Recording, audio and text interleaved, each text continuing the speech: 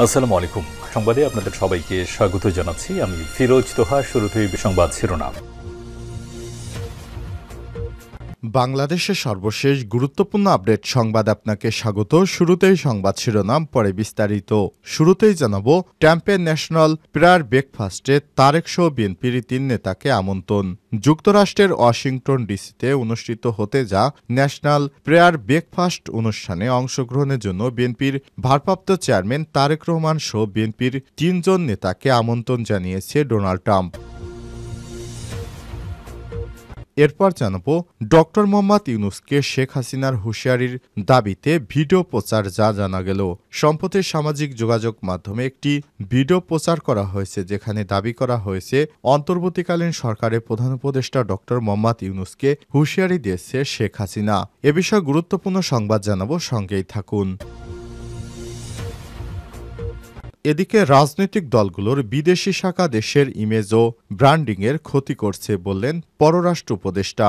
রাজনৈতিক দলগুলোর বিদেশি শাখা দেশের ইমেজ ও ব্র্যান্ডিং ক্ষতি করছে এমন মন্তব্য করেছেন পররাষ্ট্র উপদেষ্টা তৌহিদ হোসেন আজ রাজধানীর হোটেল সোনারগাঁয় সেন্টার ফর এনআরবি আয়োজিত ব্র্যান্ডিং বাংলাদেশ ওয়ার্ল্ড কনফার্মেশন সিরিজের উদ্বোধনী অনুষ্ঠানে প্রধান অতিথির বক্তব্যে এমন মন্তব্য করেছেন তিনি। জানাবো, সংস্কার ও নির্বাচন নিয়ে বিএনপির অবস্থানের ভুল ব্যাখ্যা দেয়া হচ্ছে। বিএনপির মহাসচিব মির্জা ফখরুল ইসলাম আলমগীর বলেছেন, সংস্কার ও নির্বাচন নিয়ে বিএনপির অবস্থানের ভুল ব্যাখ্যা দেয়া হচ্ছে। দেশে শনিবার দুপুরে রাজধানীর সোহরাওয়ার্দী উদ্যানে আমার বাংলাদেশ এবি পার্টির প্রথম জাতীয় কাউন্সিল প্রধান অতিথির বক্তব্যে সব কথা বলেছেন মির্জা ফখরুল। জানাবো, মিরপুরের সড়ক অবরোধ, যান চলাচল বন্ধ।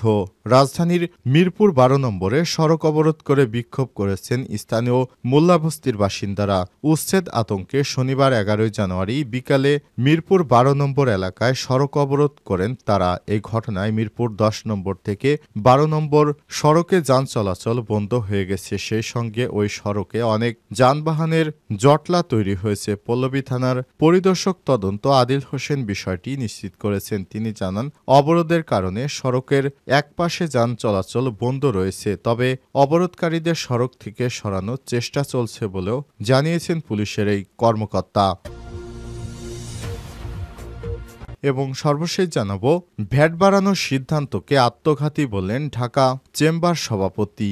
উচ্চ মূল্যস্ফীতি, ডলারের দাম বৃদ্ধি ও বিনিয়োগের স্থবিরতার মধ্যে ভ্যাট বৃদ্ধির সিদ্ধান্তকে আত্মঘাতী বলে মনে করছে Dhaka chamber of commerce and industry.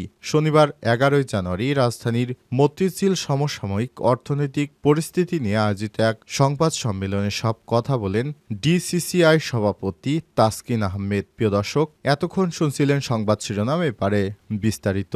তবে তার আগে বন্ধুরা, অনুরোধ থাকবে এই সংবাদটিতে একটি লাইক দিন। এই চ্যানেলে আপনি নতুন হয়ে থাকলে আমাদের সংবাদটি দেখতে দেখতে চ্যানেলটি সাবস্ক্রাইব করে রাখুন। কমেন্ট করে আপনার মূল্যবান মতামত জানিয়ে দিন। এবারে বিস্তারিত।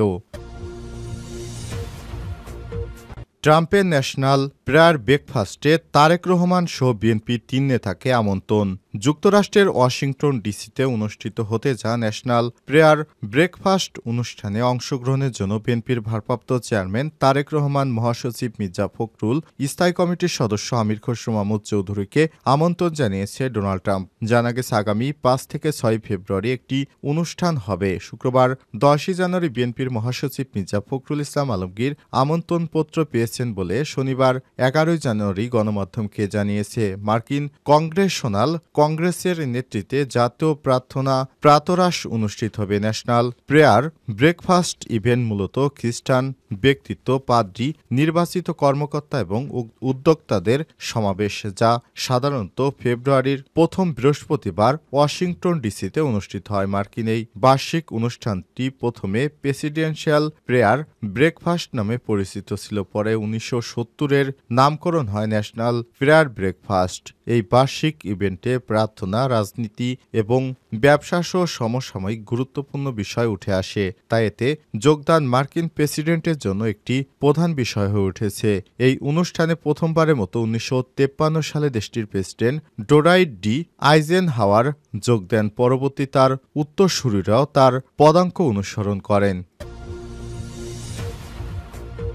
ডক্টর ইউনূসকে শেখ হাসিনার হুঁশিয়ারির দাবিতে ভিডিও প্রচার যা জানা গেল। সম্প্রতি সামাজিক যোগাযোগ মাধ্যমে একটি ভিডিও প্রচার করা হয়েছে যেখানে দাবি করা হয়েছে অন্তর্বর্তীকালীন সরকারের প্রধান উপদেষ্টা ডক্টর মোহাম্মদ ইউনূসকে হুঁশিয়ারি দিয়েছে শেখ হাসিনা। শর্ট ওই ভিডিও প্ল্যাটফর্মটি টিকটকে শেয়ার করা হয়েছে প্রায় 1 লক্ষ বার। অসাংবিধানিক অবৈধ প্রধান উপদেষ্টা ডক্টর ইউনূসকে কড়া হুঁশিয়ারি দিল শেখ হাসিনা শীর্ষক শিরোনামে প্রকাশিত ওই ভিডিওটি ইতিমধ্যে 1 লাখের বেশি বার দেখা হয়েছে। সেই সঙ্গে প্রায় 5,000-এর বেশি অ্যাকাউন্ট থেকে এতে প্রতিক্রিয়া জানানোর পাশাপাশি হাজারেরও বেশি বার ভিডিওটি শেয়ার করা হয়েছে। তবে রিমার স্ক্যানারের অনুসন্ধান টিমের সদস্যরা জানিয়েছে টিকটকে প্রচারিত ওই ভিডিওটি সাম্প্রতিক সময়ে শেখ হাসিনার কোনো গণমাধ্যমে দেয়া সাক্ষাৎকার নয়, বরং 2007 সালে লন্ডনে দেয়া পৃথক একটি সাক্ষাৎকার। এমনকি ভিডিওটির সঙ্গে শেখ হাসিনা ও ডক্টর ইউনূসকে হুমকি দেওয়ার কোনো সম্পর্কও নেই। টিকটকে প্রচারিত ওই ভিডিওটি পর্যবেক্ষণ করে দেখা গিয়েছে, ভিডিওটিতে শেখ হাসিনাকে প্রশ্ন করা হয় দেশে ফেরার পূর্বে তার নামে ব্যাংক অ্যাকাউন্টের হিসাব চা নিয়ে তিনি ভীত কিনা। পরে এর জবাবে শেখ হাসিনা সরকারকে চ্যালেঞ্জ ছুড়ে দিয়ে বলেন, আমি কোনো পাপ করিনি যে ভয়ভীত হব, আর অ্যাকাউন্টে যে কথা বলা হয়েছে আমি দাবি করব যে আমার অ্যাকাউন্টের বিরুদ্ধে সব দেয়াই আছে, ইনকাম ট্যাক্স ফাইল আছে এবং আমি যখন ইলেকশন পেপার সাবমিট করেছি তখন আমি ইলেকশন কমিশনে যে সম্পদের হিসাব জমা দিতে হয় তা জমা দিয়েছি। এদিকে প্রচারিত ভিডিও নিয়ে অনুসন্ধানের প্রাসঙ্গিক কিওয়ার্ড সার্চের মাধ্যমে তানবীর আহমেদ নামে একটি ইউটিউব চ্যানেলে একটি ভিডিও পাওয়া যায়। একজন কাউন্সিলর যদি না যায় পদত্যাগ করব শেখ হাসিনা শীর্ষক শিরোনামে 2007 সালের 17 জুলাই প্রকাশিত ওই ভিডিওটি শেখ হাসিনার সেদিনের একটি সাক্ষাৎকার। ওই ভিডিও 2 মিনিট 28 সেকেন্ড থেকে 2 মিনিট 45 সেকেন্ডে অংশ।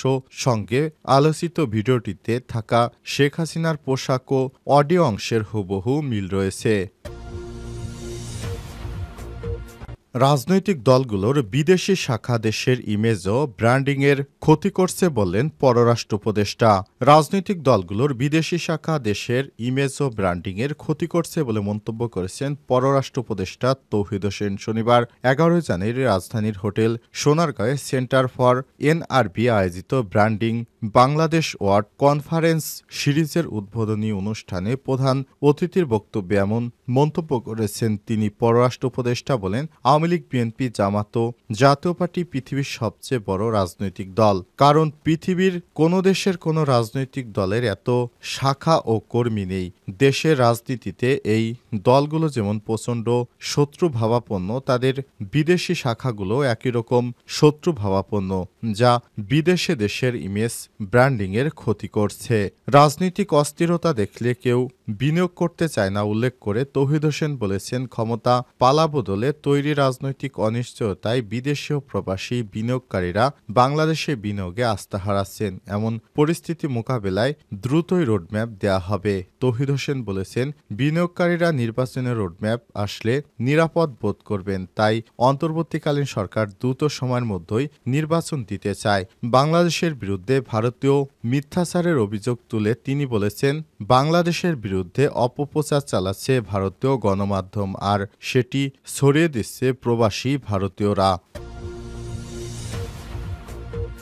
সংস্কার ও নির্বাচন নিয়ে বিএনপির অবস্থানের ভুল ব্যাখ্যা দেয়া হচ্ছে। বিএনপির মহাসচিব মির্জা ফখরুল ইসলাম আলমগীর বলেছেন, সংস্কার ও নির্বাচন নিয়ে বিএনপির অবস্থানের ভুল ব্যাখ্যা দেয়া হচ্ছে। শনিবার 11 জানুয়ারি দুপুরে রাজধানীর সোহরাওয়ার্দী উদ্যানে আমার বাংলাদেশ এবি পার্টির প্রথম জাতীয় কাউন্সিলে প্রধান অতিথির বক্তব্যে তিনি এসব কথা বলেছেন। মির্জা ফখরুল ইসলাম আলমগীর বলেন, রাজনৈতিক দলগুলোর ঐক্যের মধ্যে অনেকেই ফাটল ধরানোর চেষ্টা করছে, তবে তা সফল হবে না। তিনি বলেছেন, গত 16 বছরে বিএনপি 60 লাখ নেতাকর্মীর নামে মিথ্যা মামলা রয়েছে, 700 গুম হয়েছে, নিহত হয়েছে 20,000-এর মতো। বিএনপির মহাসচিব বলেন, আমরা অন্তর্বর্তীকালীন সরকারেই সমর্থন করছি, তবে দেশের অর্থনীতির অবস্থা ভালো না, রাজনৈতিক অবস্থাও ভঙ্গুর। আমরা সংস্কার চাই না, এটা ভুল। আমরা সংস্কারও চাই, আবার দ্রুত নির্বাচনও চাই, কারণ নির্বাচন হলে সব সংকট কেটে যাবে। এ সময় তিনি বলেন, 5 মাস পরে অনেকেই জিজ্ঞাসা করছেন আমাদের অর্জন কি।